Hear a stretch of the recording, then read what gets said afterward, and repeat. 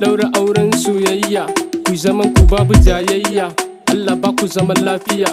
Real MI ni ma na zo na taka, ganga na yau na zo na doka, tambarin ango amarya zan doka, yan uwa su ma sun zo su taka, abokai kawaye na ta san barka. Ango kai da can mai tarbiya, ga nutsuwa ga kyan halayya, ga hankali ga tarbiya, ga nutsuwa fagen abinci ta iya.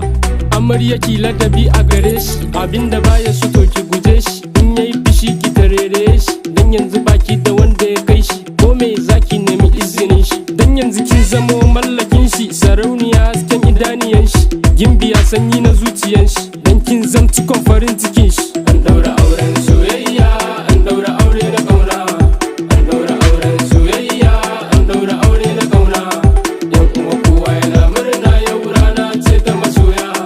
An daura auren soyayya, an daura aure na kauna, yan uwa kowa yana murna yau rana ce ta masoya. An daura auren soyayya, yan uwa kowa yana murna yau rana ce ta masoya. MI ni ma na zo murna, danki yan uwa kowa yana murna, yan uwa kowa yana murna yau rana ce ta masoya.